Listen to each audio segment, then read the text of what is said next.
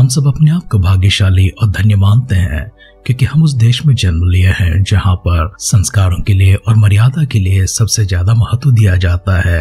हम उस देश के निवासी हैं, उस देश के नागरिक हैं जहाँ पर बड़ों की मर्यादा करना, बड़ों का गौरव करना, अपने से छोटे भी क्यों ना हो मर्यादा से उनसे पेश आना, उनसे बात करना, एक दूसरे के साथ तमीज से पेश आना। हमारे मित्र हो सकते हैं, पड़ोसी हो सकते हैं जिनके बीच में हम अपने संस्कारों को दिखाते हैं और ऐसे सौभाग्य जो परमेश्वर ने हम सबको दी है इसके लिए उनकी आभार प्रकट करते हैं, उनकी शुक्रिया अदा करते हैं। ऐसे कब देश के निवासी बनने के लिए, उसके नागरिक बनने के लिए परमेश्वर ने जो सौभाग्य हमें दी है उसके लिए आभार उसी परमेश्वर को प्रकट करते हैं। अपने से बड़े जब बातें करते हैं उनके बीच में नहीं जाना है, ये हमें सिखाया जाता है। हम छोटे हैं तो छोटे ही रहना चाहिए। बड़ों की बातों में, उनके विषय में कभी हमें दखल नहीं देना चाहिए। बड़े कभी बात करते होंगे, चाहे वह गलत भी हो सकते हैं, लेकिन हमें मौन रहना है। इसी बात को हमारे देश ने सिखाया है और इसी बात को हमारे परिवार के जनों ने सिखाया है। पवित्र शास्त्र में भी हम इसी प्रकार से एक मर्यादा की घटना को देखने जा रहे हैं। लेकिन मर्यादा को लांघते हुए एक व्यक्ति किस प्रकार से अपनी जुबान से कुछ बातें कह डालता है, वहां पर जाकर हमारे अध्ययन को आगे बढ़ाने से पहले आइए परमेश्वर का आदर करेंगे, सम्मान करेंगे, उनकी गौरव करेंगे, उनको शुक्र अदा करते रहेंगे और परमेश्वर से यह भी प्रार्थना करेंगे कि ऐसी मर्यादा हमारे जीवन में संस्कारों के साथ में हमेशा बनी रहे।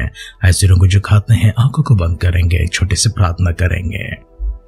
हमारे स्तुतियों के, आराधना के और आभार के योग्य परमेश्वर, हम आपको धन्यवाद करते हैं, स्तुति करते हैं, प्रशंसा, महिमा, गौरव, आराधना के साथ प्रभु जी आपके पवित्र सानिध्य में अपने आप को दीन और नम्र करते हैं।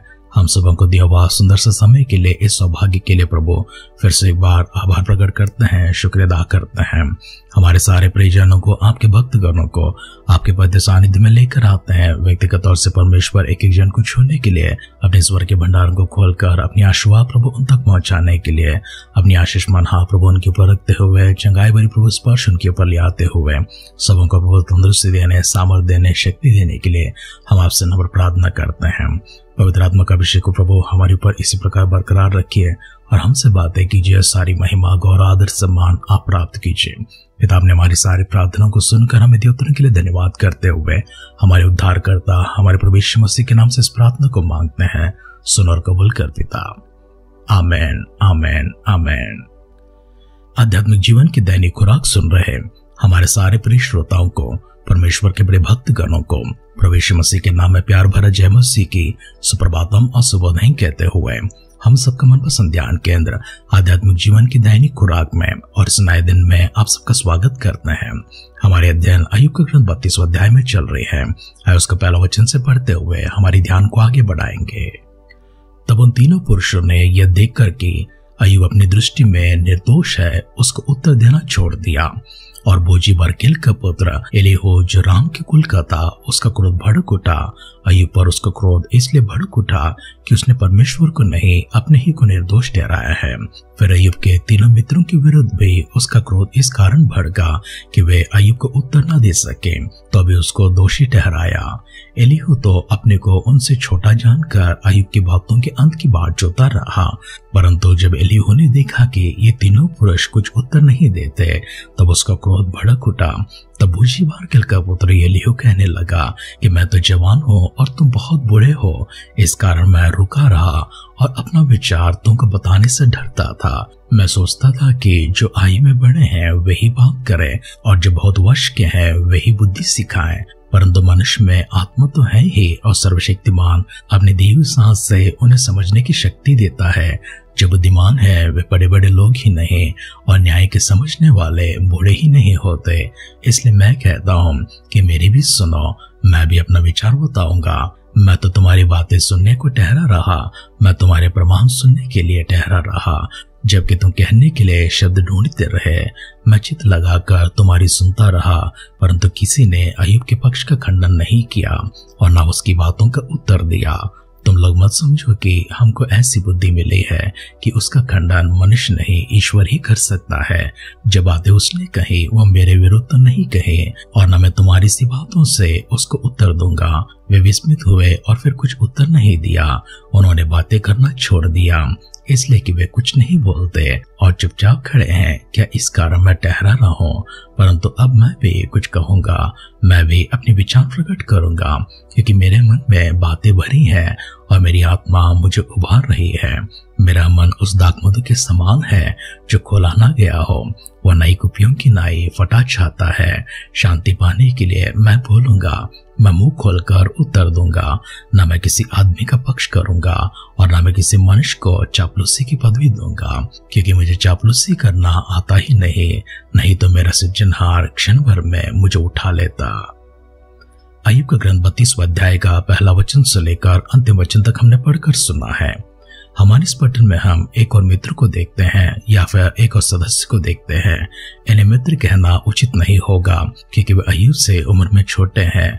केवल अय्यूब से नहीं, अय्यूब के तीनों मित्रों से भी बहुत ही छोटे हैं। वो अपने आप को जवान मानता और इन सबों को बूढ़ों के रूप में देखता था। ये सच बात है कि वह जवान है और बाकी सब अय्यूब के मित्र और अय्यूब वे सब उम्र में बड़े हैं। लगभग इस जवान की उम्र की तुलना में वे दुगनी तौर से बड़े हैं, अर्थात इस जवान की उम्र से उनकी तुलना की जाए, ये जवान के तो वे पिता ही नहीं परंतु दादा नाना के समान होते हैं। इसी कारण से वह कहता है, मैं तो बहुत सी बातें सुनता रहा, लेकिन मेरा क्रोध अब भड़क उठा है, एक अय्यूब पर भड़का है, क्योंकि अय्यूब अपने आप को निर्दोष ठहराता है। कि वैसे तो अय्यूब को कहना चाहिए था कि परमेश्वर निर्दोष है, परंतु अय्यूब ने ऐसा साबित ना किया। परमेश्वर के ऊपर उसके हालात का दोष वो लगाता है। परमेश्वर ने मुझे ऐसा मारा, परमेश्वर ने मुझे कहीं का ना रखा, परमेश्वर ने मेरे प्राण को रोके रखा है, परंतु मुझे शांति नहीं देता, मुझे सामर्थ्य नहीं देता, मुझ में आशा नहीं बनाए रखता। इस प्रकार की कई सारी बातें अय्यूब ने कही है। इन सारी बातों को सुनने के बाद एलीहू को गुस्सा आता है और अपने क्रोध में भड़क उठकर वह कहने लगता है, परमेश्वर को निर्दोष ठहराने के बजाय तो अपने आप को निर्दोष ठहराता है। अय्यूब के तीनों मित्रों के विरोध में उसका क्रोध भड़क उठा है।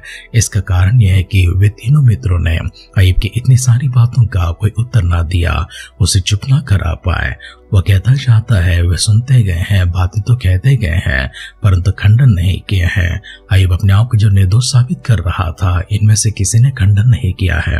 इसलिए वह कहता है, मैं तो देखता रहा, मैं अपने आप को छोटा जानकर अय्यूब की बातों की अंत की बाट जोता रहा था, और मैं तुम्हारी बातें सुनने को ठहरा रहा, मैं तुम्हारे प्रमाण सुनने के लिए ठहरा रहा, जबकि तुम कहने के लिए शब्द ढूंढते रहे। मैं चित्त लगाकर तुम्हारी सुनता रहा, परंतु किसी ने अय्यूब का पक्ष का खंडन नहीं किया और न उसकी बातों का किसी ने उत्तर दिया। तुम सब लोग समझते हो कि बुद्धि तुम्हें मिली है, ऐसी बुद्धि जिसका खंडन मनुष्य नहीं ईश्वर करता है। अय्यूब ने जो बातें कही है वो मेरे विरुद्ध तो नहीं है, और न ही मैं तुम्हारी जैसी बातों से उसका उत्तर दूंगा। मैं चित्त लगाए रहा, मैं इंतजार करता रहा। अय्यूब कब अपनी बातों का अंत करेगा, क्योंकि मैं सोचता था कि बड़ों के बीच में नहीं बोलना चाहिए, परंतु मनुष्य में आत्मा तो है ही, और सर्वशक्तिमान अपनी दी हुई सांस से उन्हें समझने की शक्ति देता है। जो बुद्धिमान है वे बड़े लोग ही नहीं, और न्याय के समझने वाले बूढ़े ही नहीं होते हैं। इसलिए मैं कहता हूँ, मेरी भी सुनो, मैं भी अपना विचार बताऊंगा। इस तरह वह कहते हुए अंतिम शब्दों की ओर अपनी बातों को लेकर जाता है, और वह कहता है, मेरा मन उस दाखमधु के समान है जो खोला ना गया हो, वह नई कुपियों की नाई फटा चाहता है। शांति पाने के लिए मैं बोलूंगा, मैं मुंह खोलकर उत्तर दूंगा। न मैं किसी आदमी का पक्ष करूंगा और न मैं किसी मनुष्य को चापलूसी की पदवी दूंगा, क्योंकि मुझे तो चापलूसी करना आता ही नहीं है। अगर मुझे आता है तो परमेश्वर मुझे क्षण भर में ही उठा लिया होता। वचन सुन रहे प्रियजनों, आरंभ की भूमिका के शब्दों में कहा गया है, हम सबों को संस्कार और मर्यादा इस प्रकार से सिखाए गए हैं कि एक दूसरे की गौरव करना, एक दूसरे की इज्जत करना और एक दूसरे की सम्मान करना हमारे लिए सबसे महत्वपूर्ण शिक्षा के रूप में हमारे पूर्वजों ने, हमारे पुरखाओं ने, हमारे माता पिताओं ने, हमारे समाज ने और हमारे शास्त्रों ने अर्थात पवित्र शास्त्र ने भी सिखाया है। इन्हीं सारी बातों के प्रमाण पर हम लोग चलते हैं। परंतु एलीहू का क्रोध भड़क उठा और उस क्रोध में वो कहने लगता है, उसका क्रोधित होने का कारण उसने बयान किया है कि परमेश्वर को निर्दोष न ठहराते हुए अपने आप को अय्यूब निर्दोष ठहराता है। और अय्यूब जो कुछ भी कहता है, बड़े बुजुर्ग लोग वहां पर जो तीनों मित्र उसके थे, वे ज्ञानी थे, वे विद्वान थे, वे पंडित थे और परमेश्वर को जानने वाले, परमेश्वर को देखने वाले, परमेश्वर के शास्त्रों की परख को जानने वाले थे। उनमें से किसी ने भी उसका खंडन नहीं किया है। इसलिए अपनी मुंह खोलकर वो कहने लगता है और वो कहता है कि एक नई दाखमधु के समान जो खोला नहीं गया हो मैं वैसा हूँ, और मेरी भीतर की बातें नई कुपियों की नाई हैं जो फटा चाहते हैं। अपने आप को शांति देने के लिए मैं बोलूंगा और मुंह खोलकर बोलूंगा। इसी प्रकार से कभी अन्याय के शब्द उठाते हैं, कभी परमेश्वर की महिमा को घटाता हुआ, परमेश्वर की अगौरव करता हुआ कोई ऐसा शब्द अगर हमारे कानों में आते हैं, मर्यादा को ना लांघते हुए, मर्यादा को बनाए रखते हुए, चाहे वो बच्चे हो सकते हैं, छोटे हो सकते हैं, बड़े हो सकते हैं, हमारे समान हो सकते हैं, गुरु हो सकते हैं, शिक्षक हो सकते हैं, लेकिन आदरपूर्वक इज्जत से उनसे बातें करना और अपने प्रश्नों को उनके सामने रखना हमारा कर्तव्य बनता है, हमारा संस्कार बनता है। हम किसी का विरोध नहीं करेंगे, किसी की निंदा नहीं करेंगे, किसी के अपमान नहीं करेंगे। हमारे जो संस्कार और मर्यादा हमें सिखाए गए हैं उनको बनाए रखेंगे। अय्यूब की तरह, अय्यूब के मित्रों की तरह जो बातचीत वहां पर चल रही है वैसी बातचीत कभी हमारे जीवन में हो जाए तो कभी हमारी जुबान से, हमारे सोच विचार से कोई गलत ना करे, कोई पाप ना करे, ना मनुष्य के मनों को ठेस पहुंचाए और ना ही परमेश्वर के विरुद्ध में कोई बात कहकर उनकी दृष्टि में पापी ठहरे। अपने आप को संभालने हेतु आइए सिरों को झुकाएंगे, आंखों को बंद करेंगे, परमेश्वर की सहायता हमारे ऊपर होने के लिए छोटी सी प्रार्थना करेंगे। पिता, हम फिर से एक बार आपकी दुहाई देते हैं, आपकी स्तुति करते हैं, आराधना करते हैं। आदर सम्मान महिमा के साथ प्रभु अपने आप को दीनों नम्र करते हुए आप हर मन के साथ प्रभु आपके दिव्य सानिध्य में आते हैं। हम सबों से प्रभु आपने जो बातें की हैं उन सबों के लिए शुक्रिया अदा करते हैं। मर्यादाओं को, संस्कारों को जो बनाते हैं परमेश्वर हमारे जीवन में प्रभु जी आपने जो भी तालीम दी है, शिक्षा दी है, प्रभु जी संस्कार सिखाए हैं और आपकी आज्ञाओं का पालन करते हुए हमारे माता पिताओं का, हमारे बुजुर्गों का, बड़ों का, हमारे संगियों का, पड़ोसियों के, प्रभु जी मित्रों का एक दूसरे की गौरव करते हुए, सम्मान करते हुए आज्ञाकारी होने हेतु प्रभु पवित्र आत्मा का अभिषेक हमारे ऊपर लेने के लिए दुआ करते हैं। प्रभु यीशु मसीह के बादलों के आगमन अगर विलंब होगी, कल सुबह फिर से एक बार मिलकर आपकी स्तुति करने, आराधना करने, हम सबों को सजीवों की संख्या में, भाग्यवानों की संख्या में संभाले रखिए। अगर ऐसा न तो प्रभु के राज्य उन सबको शामिल करने के लिए दुआ करते हैं। पिता, आपने हमारी सारी प्रार्थनाओं को सुनकर दिया उत्तर के लिए धन्यवाद करते हुए हमारे उद्धारकर्ता हमारे प्रभु यीशु मसीह के नाम से इस प्रार्थना को मांगते हैं। सुन और कबूल कर पिता।